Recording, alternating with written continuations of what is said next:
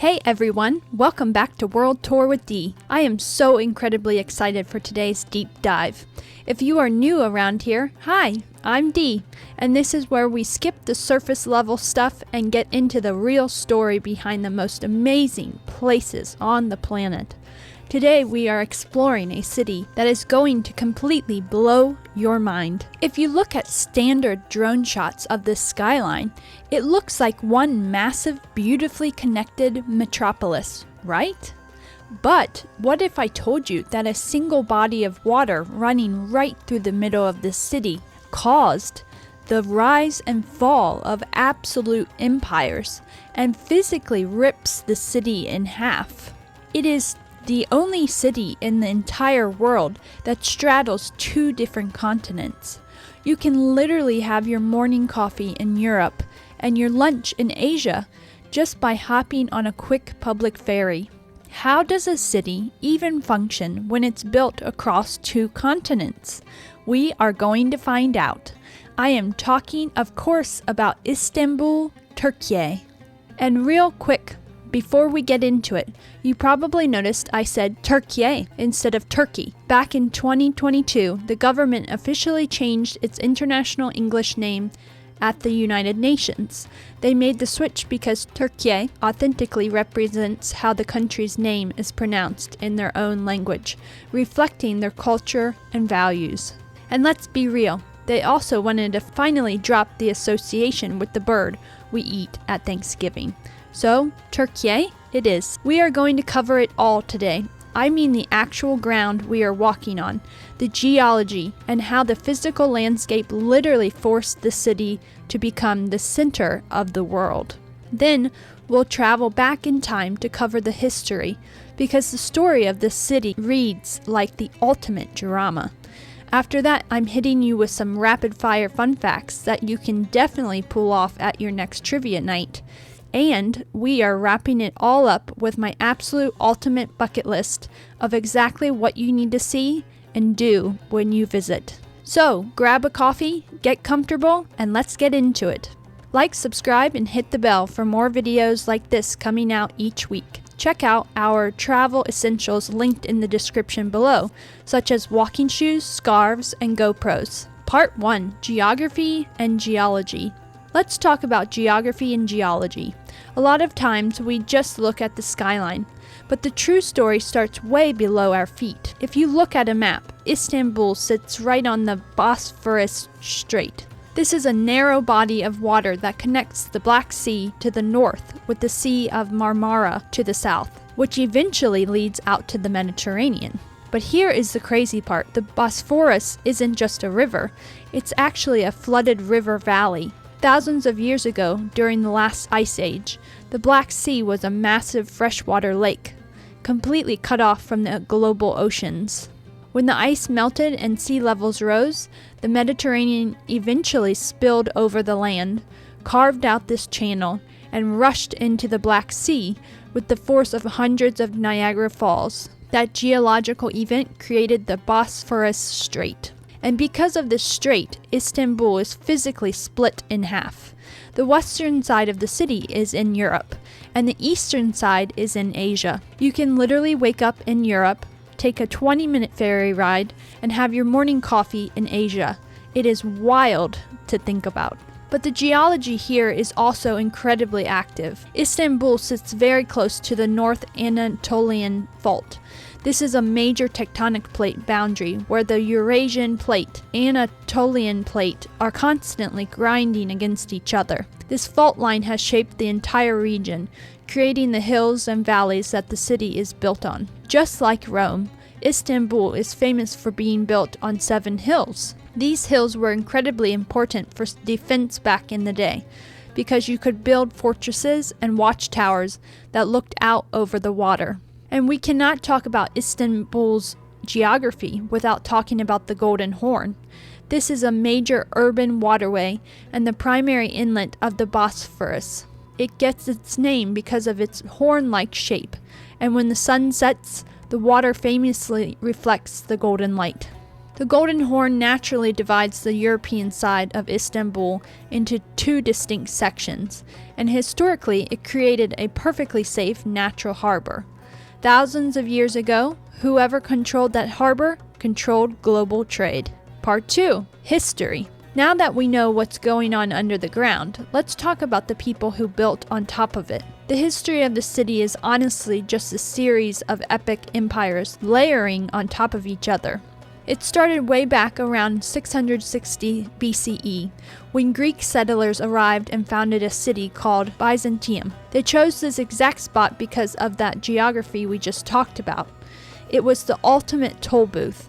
If you wanted to trade goods between Europe and Asia, or between the Black Sea and the Mediterranean, you had to go through them. Fast forward to the year 324 AD, the Roman Empire is massive, and the Roman Emperor Constantine the Great decides that Rome is getting a little too crowded, a little too politically messy, and it's too far away from the wealthy trade routes in the east. So, he packs up the capital of the entire Roman Empire and moves it to Byzantium. He completely rebuilds the city, makes it spectacular, and creatively renames it after himself, Constantinople. For the next 1,000 years, Constantinople was the jewel of the Byzantine Empire. They built massive stone walls around the city that were considered completely impenetrable. They were called the Theodosian Walls, and they were an absolute marvel of engineering. They had a moat, an outer wall, and an inner wall that was 40 feet high. Enemies tried to attack the city for centuries, from the Huns to the Arabs to the Bulgars, and everyone failed. The city was basically a cheat code for defense. They even had this massive heavy iron chain that they would literally stretch across the water of the Golden Horn to stop enemy ships from sailing into their harbor. But then comes the year 1453. This is one of the most famous dates in world history. The Ottoman Empire, led by a 21-year-old sultan named Mehmed II, decides he wants the city. He knows about the crazy walls, and he knows about the giant chain across the water. So, he brings massive cannons. I'm talking about cannons so big they had to be dragged by teams of 60 oxen. He pounded the walls of the city for weeks. But the craziest part of the siege? Because he couldn't get his ships past the giant iron chain in the water, Mehmed literally ordered his men to build greased wooden tracks up and over the land behind the European side of the city. In the middle of the night, they rolled their entire naval fleet over the hills on logs, bypassing the chain completely, and dropped their ships right into the Golden Horn. The defenders woke up the next morning and the enemy fleet was already inside their harbor. Constantinople fell, and it became the new capital of the Ottoman Empire. Over time, the name slowly shifted from Constantinople to Istanbul, which actually comes from a Greek phrase meaning to the city. The Ottomans ruled from here for hundreds of years. They built massive palaces, incredible mosques, and turned the city into an Islamic culture and architectural powerhouse. The Ottoman Empire eventually fell after World War I, and a brilliant military commander named Mustafa Kemal Ataturk founded the modern Republic of Turkey in 1923. He moved the political capital to Ankara, right in the middle of the country, to give the new nation a fresh start. But even without the official title of captain, Istanbul remained the heart, the soul, and the cultural center of Turkey. And since 1923, the city's story has just kept moving at lightning speed. In the mid-20th century, Istanbul saw a massive boom as people from all over rural Turkey moved to the city, transforming it from a historic imperial capital into a sprawling modern metropolis. And the absolute coolest part of modern Istanbul, they finally connected the continents. For thousands of years, the only way across the Bosphorus was by boat. But in 1973, they opened the very first Bosporus Bridge. Today, there are 3 massive suspension bridges, and they even built an underwater train tunnel called the Marmaray. You can literally ride the subway under the Bosphorus Strait from Europe to Asia in 4 minutes. Today, Istanbul is a massive tech and startup hub, a thriving center for contemporary art, and home to over 15 million people who seamlessly blend this ancient, empire-building history with an incredibly vibrant, fast-paced modern lifestyle. Part 3, Rapid Fire Fun Facts. Okay, brain break. It is time for my favorite part, Rapid Fire Fun Facts. These are the quirky, weird, and amazing little details that I am just obsessed with.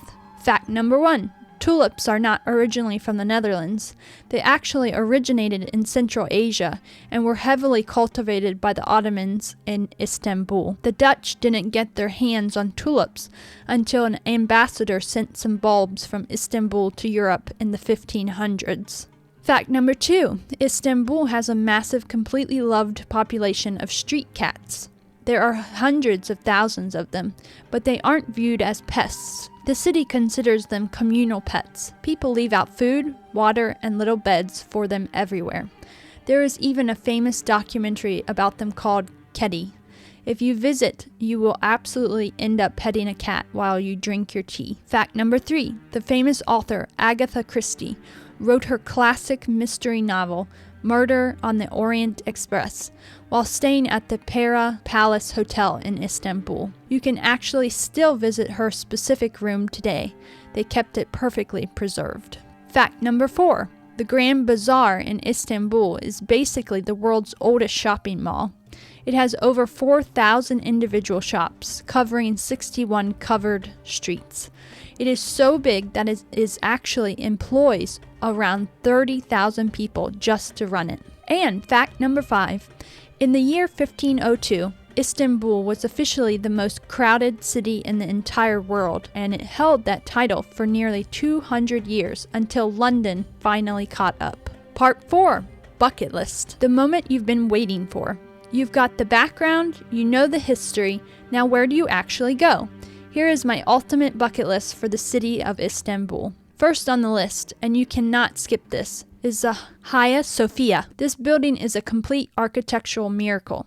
It was originally built as a Christian cathedral in the year 537 by the Byzantine Emperor Justinian. At the time, its massive dome was an engineering feat that people thought was literally held up by magic. When the Ottomans took over, they converted it into a mosque and added the 4 minarets you see on the outside. Later it became a museum, and today it is an active mosque again. When you walk inside and look up at the dome, it takes your breath away. You can see Christian mosaics right alongside massive Islamic calligraphy medallions.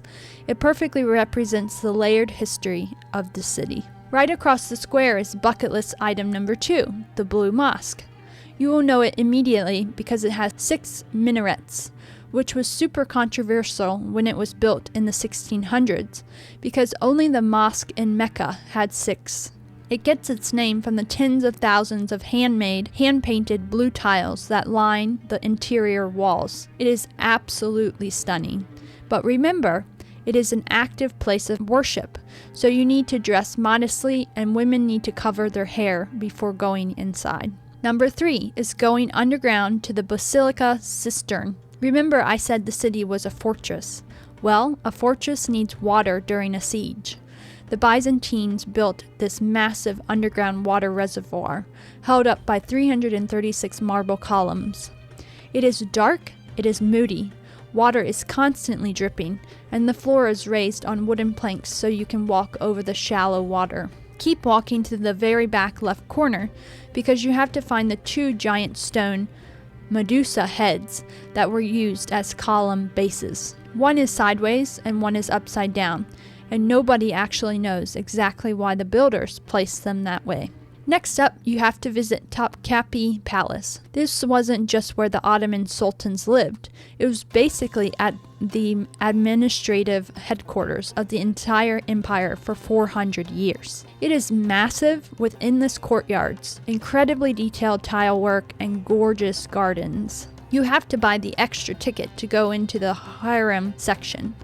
It was the private living quarters for the Sultan's family, and it has some of the most intricate, beautiful architecture in the entire complex. For bucket list item number 5, we are getting out on the water. Remember at the very beginning of the video when I told you that you could have your morning coffee in Europe and lunch in Asia?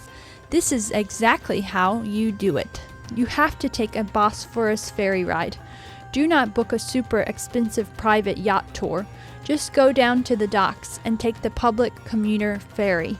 It costs almost nothing, and you get the exact same incredible views of the city skyline, the palaces on the water, and the massive suspension bridges connecting Europe and Asia. Time it so you are on the water right at sunset. It is pure magic. And finally, you have to eat a belek ekmek down by the Galata Bridge. This is the ultimate Istanbul street food.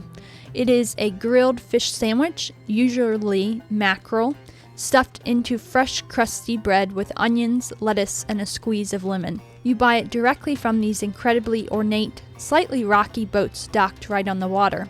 Grab your sandwich, sit on a little stool, pet a street cat that comes up asking for a bite, and just watch the ferries go by. It is the perfect way to soak up the energy of the city. Part 5. Pro Travel Tips. Before we wrap up, I want to leave you with a few quick travel tips so you look like an absolute pro when you touch down in Istanbul. First, let's talk about visiting the mosques. Because the dress code is strictly enforced but super easy to follow, for the ladies you need to cover your hair, shoulders, and knees. My biggest tip is to just keep a lightweight scarf or pashmina in your day bag so you can easily drape it over your head when you go inside. A maxi dress or loose linen pants with a simple t-shirt is the perfect outfit. For the guys, you also need to cover your shoulders and wear long pants. No shorts allowed inside. Everyone has to take their shoes off before stepping into the carpets, so do yourself a massive favor and wear slip-on shoes. And honestly, if you forget your scarf, do not stress. The major mosques usually have free loaner clothes right at the entrance. Tip number 2, skip the taxis when you can and grab an Istanbul cart. This is your magic ticket to the city's public transit. The traffic here can be legendary, so using the metro and hopping on the ferries is not only faster, but it is way more fun to get around like a local. Next up is the money situation. The local currency is the Turkish lira, and you will definitely want some cash on hand for street food and shopping at the bazaars. But as of 2026, a lot of the major museums, like the Galata Tower and the upper gallery of the Hagia Sophia, actually charge entrance fees in euros. Keep that in mind when you are planning your daily budget. And my final tip, stick to bottled water. It is super cheap, sold absolutely everywhere, and it is just the easiest way to keep your stomach happy so you can save all your energy for a massive traditional Turkish breakfast. Seriously, do not skip breakfast here. It's basically a massive feast of cheeses, fresh breads, olives, and eggs, and it will change your life. That is a wrap for today's episode. I hope you guys loved learning about Istanbul as much as I loved talking about it. This city just has an energy that you cannot find anywhere else in the world. Let me know in the comments which bucket list spot you would visit first. Are you going underground to the cistern or getting the fish sandwich by the bridge? Don't forget to like and subscribe so we can keep traveling the world together. See you in the next one.